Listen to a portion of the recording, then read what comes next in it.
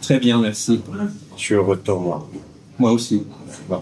Et beaucoup de gratitude et mes félicitations pour tout ça. Bah, écoute, hein, c'est grâce à des amis comme toi aussi qui sont réceptifs et qui considèrent ce qui peut être fait, parce que derrière l'un sans l'autre, les uns sans les autres. Et je pense qu'on va le démontrer lui dans cette interview heureuse, même si le constat n'est peut-être pas toujours au début. On termine sur des choses. Alors là, tu viens de m'annoncer des bonnes nouvelles par rapport à SOS Mer. Oui. Est-ce que tu veux bien nous en dire deux mots par rapport à ce week-end que tu as passé avec Cyril Lyon et d'autres intervenants? Là, c'est grâce à Maxime de Rostolan. Il y a eu un grand colloque. Alors, je ne citerai pas tous les noms qui étaient là, mais c'est vrai qu'il y avait des réels influenceurs sur les questions politiques, environnementales et sociologiques, on va dire. Hein. On va considérer à peu près le tout. Et SOS Mer se faire entendre sur les questions des fondamentaux de l'alimentation, biologique. Hein. On ne peut avoir de grandes idées que le ventre plein. Je suis vraiment super heureux d'avoir rencontré toutes les personnes qui étaient là sur ce week-end, parce que elles étaient toutes pleines d'idées et elles ont considéré aussi l'urgence qui est la nôtre aujourd'hui, c'est d'aller dans sa mairie, de comprendre comment l'être humain est protégé en cas de crise systémique. Et aujourd'hui, donc, de faire système, enfin, parce qu'une fois qu'on s'est conscientisé sur ce qu'il était possible de faire ou de ne pas faire en mairie, l'étape d'après, c'est de se dire qu'est-ce qu'on peut faire pour aider. Et voilà. Et là, je suis assez content parce que ce discours est quand même assez bien passé lors du colloque ce week-end. Et il va y avoir de belles choses. Je ne peux pas dévoiler certains secrets, malheureusement. Mais ça fait aussi partie des suspense. Et je crois que Maxime est vraiment quelqu'un d'exceptionnel. Enfin, c'est pas que je crois, c'est que je l'ai vérifié. Il va nous apporter une très très belle surprise. Il était déjà l'acteur de Ferme d'avenir qui a prouvé qu'avec avec ses méthodes de production d'agriculture variée, il arrivait à faire des miracles. Mais là, je crois pas au bout de belles surprises.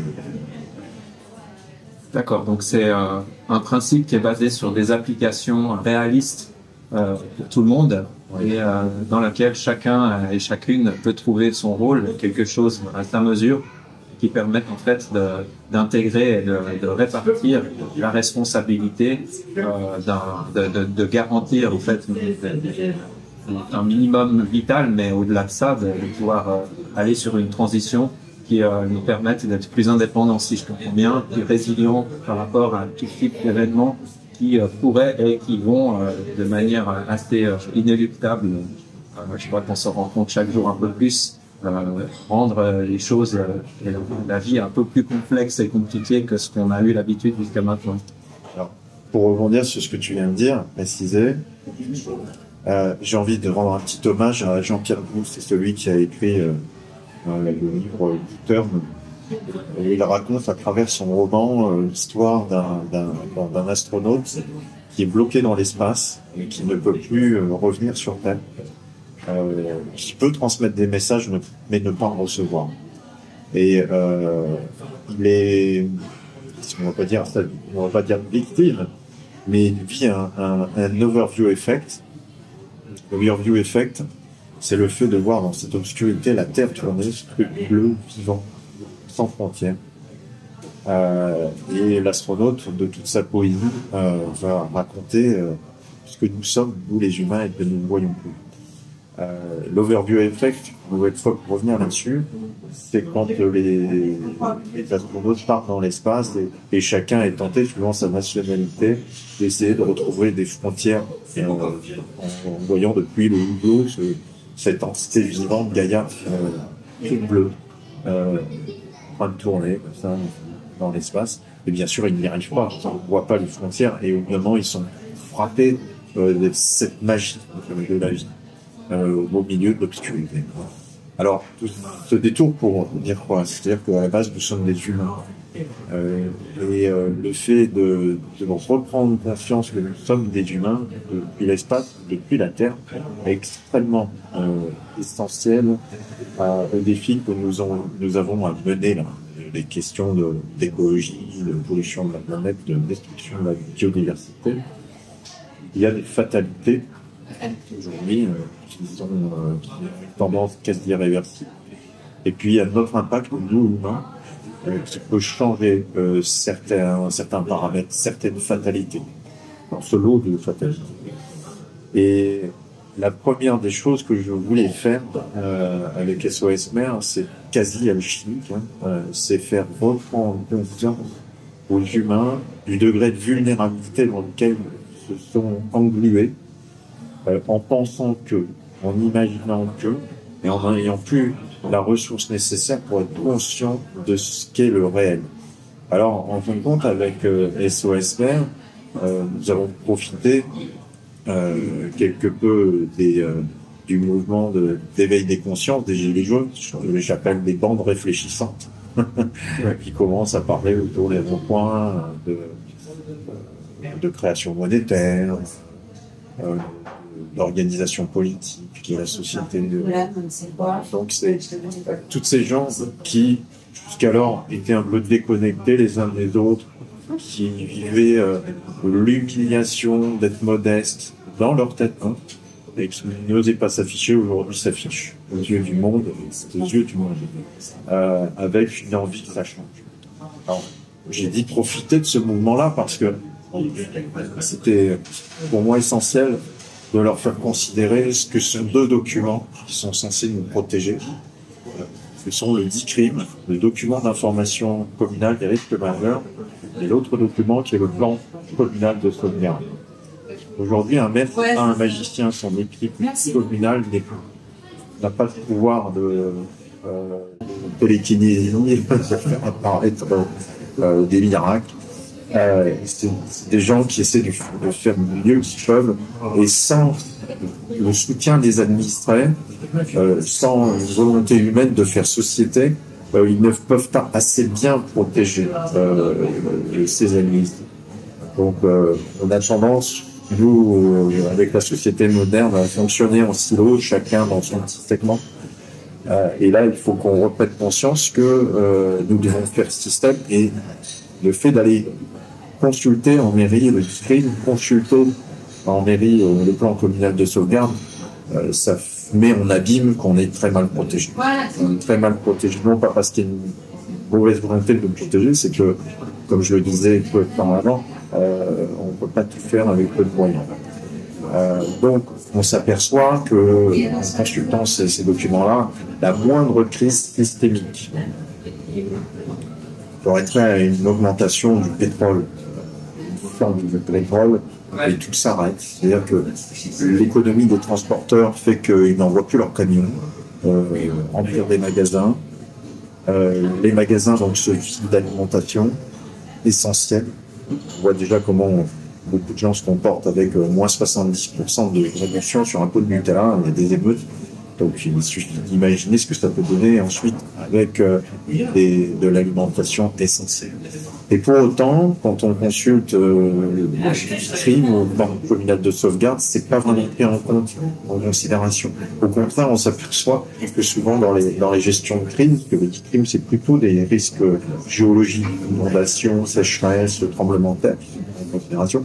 Donc, la société civile et même l'État considèrent que les camions vont continuer à alimenter avec une très grave crise systémique qui pourrait être une crise géopolitique qui va former les prix. Il n'y a plus d'alimentation.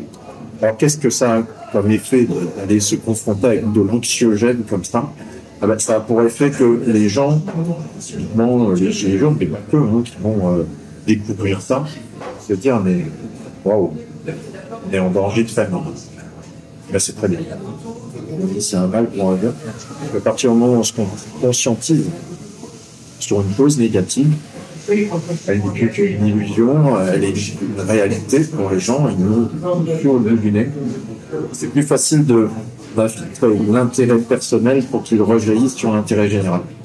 À partir du moment où ça fait système, c'est-à-dire que GG va dire à Janine, qui va dire à Roland, qui lui-même dira à Mohamed que disons, on est en danger parce qu'on ne sait plus maîtriser un minimum de stock alimentaire pour passer plus de 24 heures, une crise.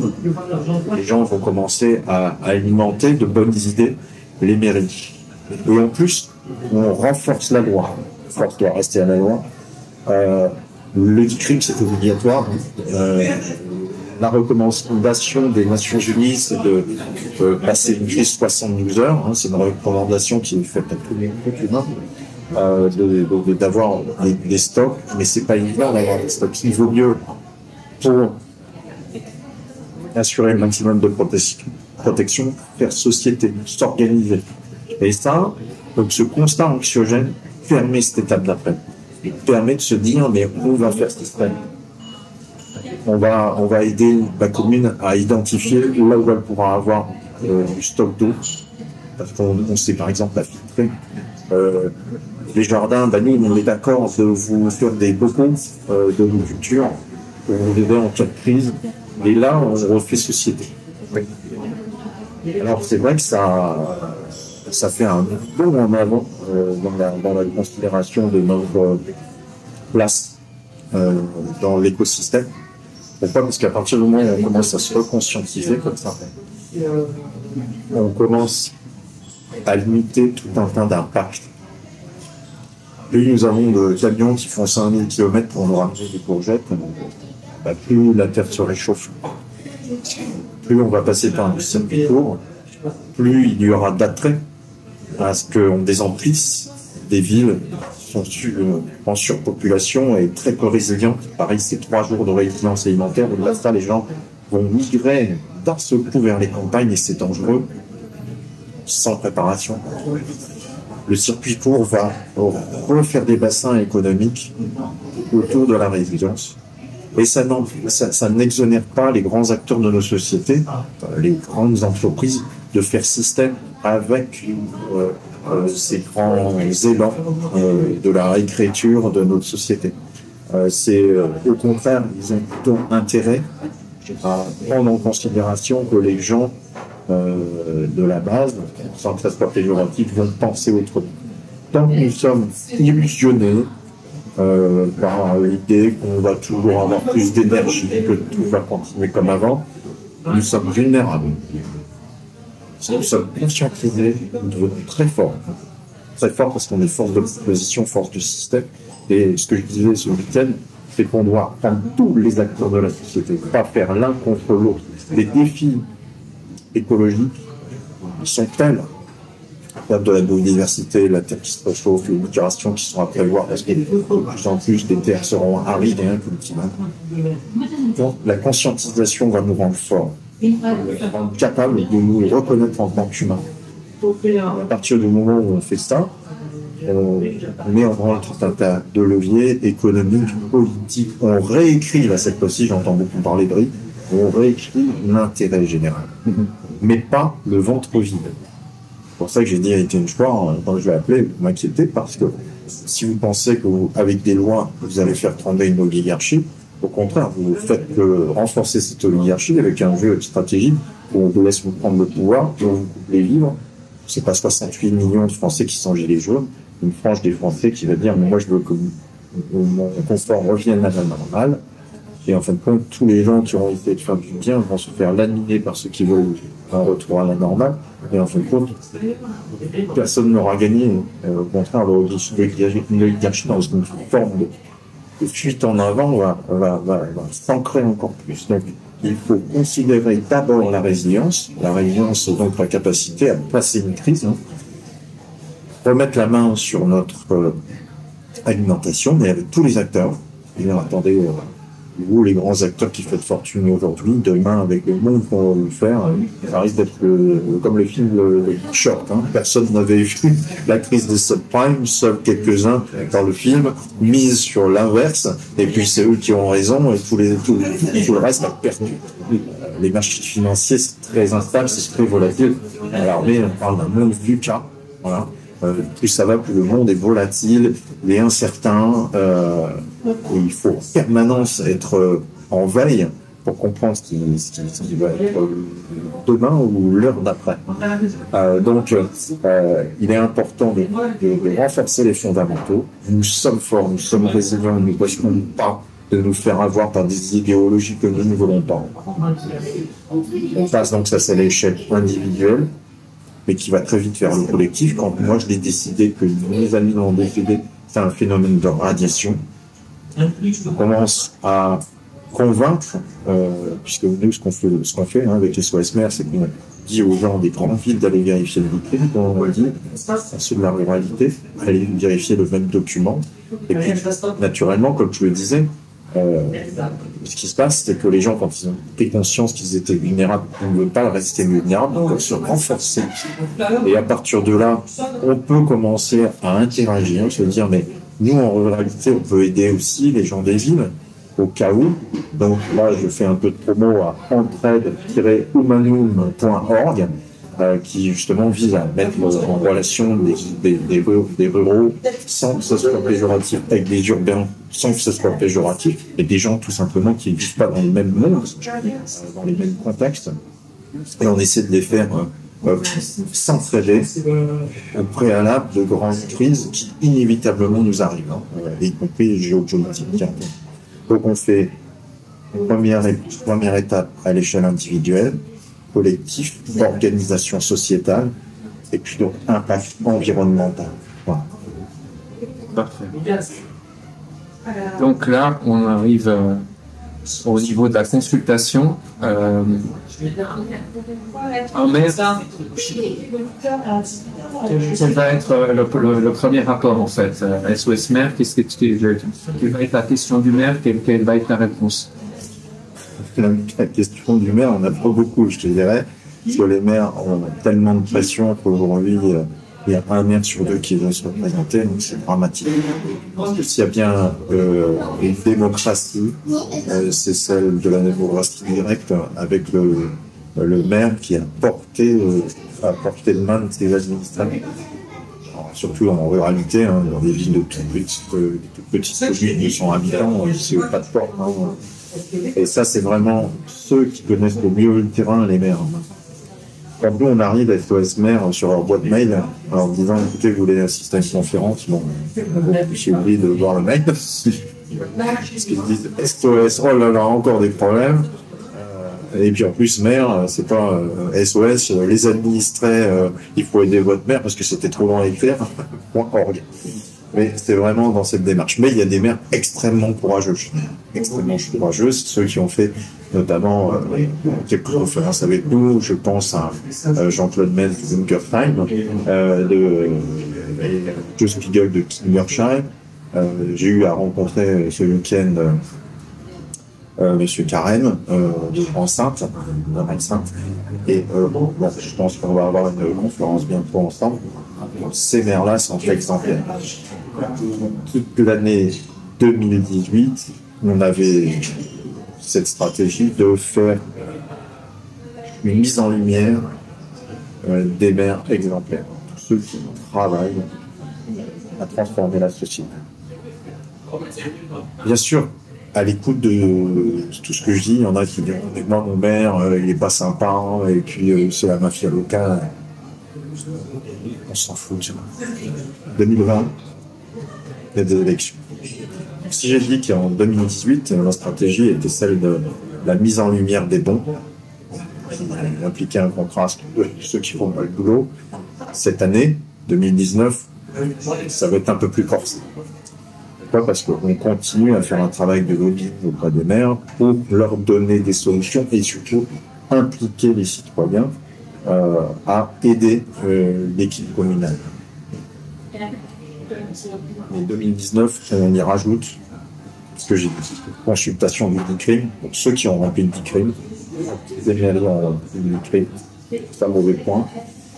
Et le plan communal de sauvegarde, quand il est possible de le consulter, puisque un plan communal de sauvegarde ont des indications, enfin des informations personnelles, confidentielles, et c'est pas toujours autorisé. Mais quoi qu'il en soit, le DICRIM suffit à vérifier qu'il y a un truc mathématique, c'est que souvent il n'y a pas de volet résilience alimentaire.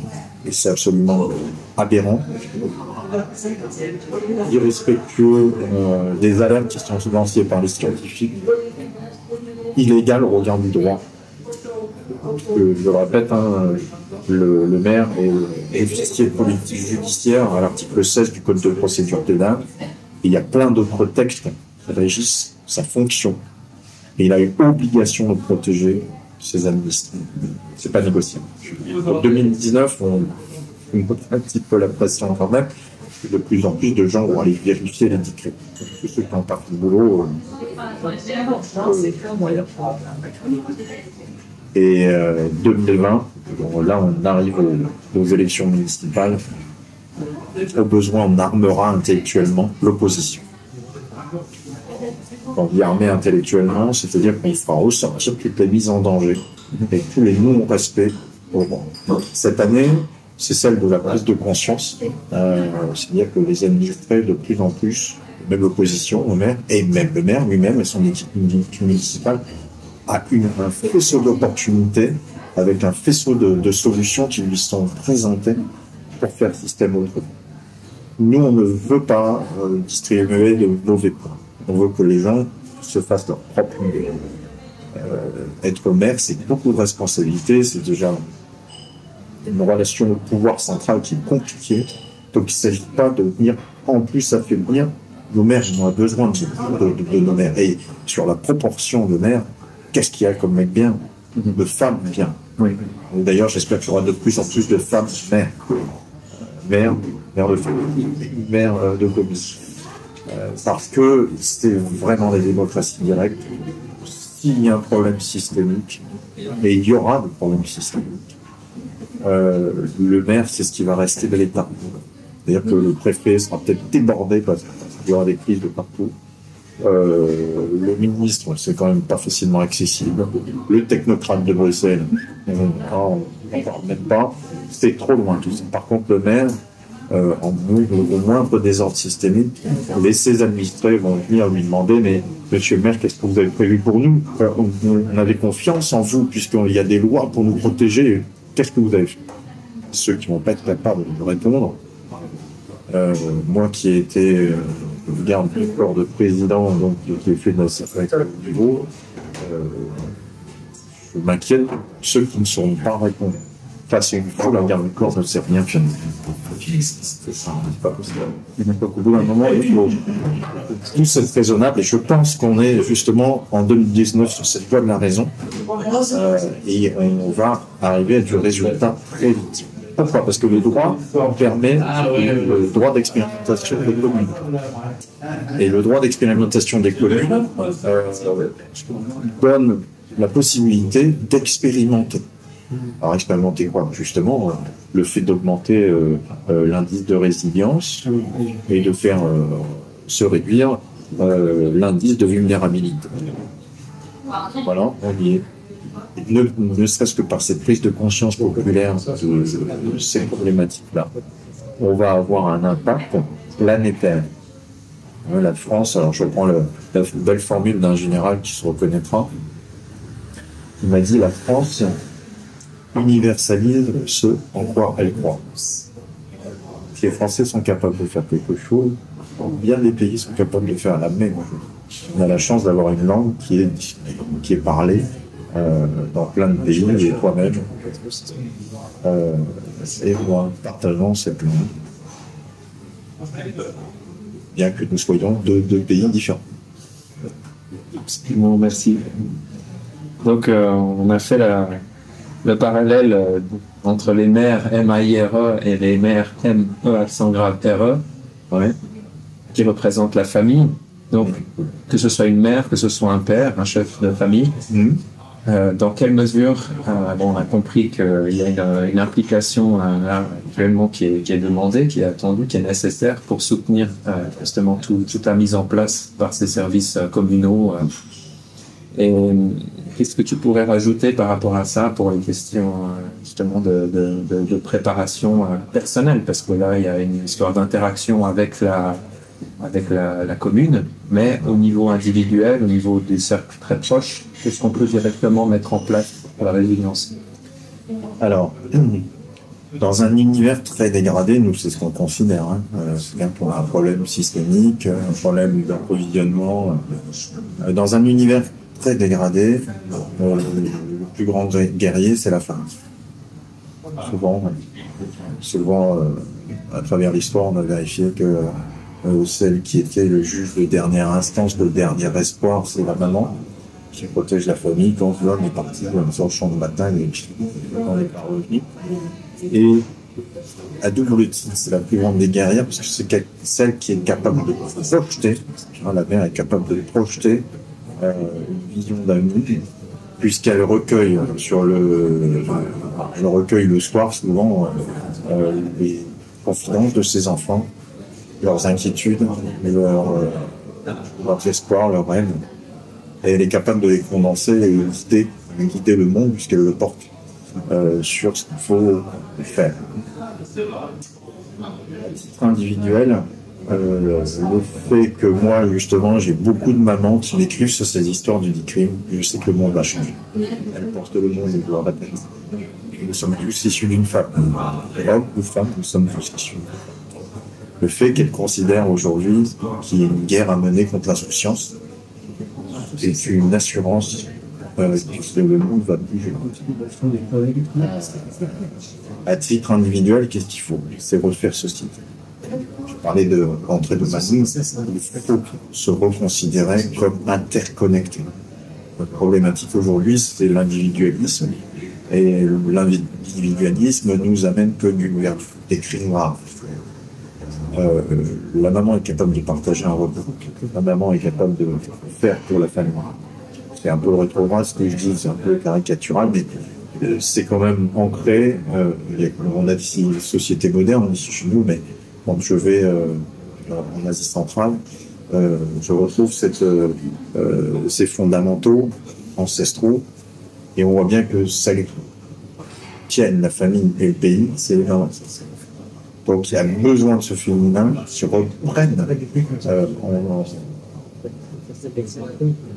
reprenne en charge l'écriture de notre histoire humaine. Ça tombe bien, c'est ce qui est en train de se passer. Alors, commence à dire il faut préparer tant de stock, je sais pas si c'était ta question, qu'est-ce qu'il faut à titre individuel. Il suffit d'aller taper recommandations des normes des Nations Unies. Il y a tout un listing de ce qu'il faut préparer. Des stocks d'eau, des bacs du riz. Mais ça, je suis pas très fan de tenir ce discours-là parce que c'est plutôt survivaliste. Ouais. Alors, survivaliste, c'est pas une insulte, c'est pas péjoratif. C'est simplement que moi, j'ai pas envie de vivre ça.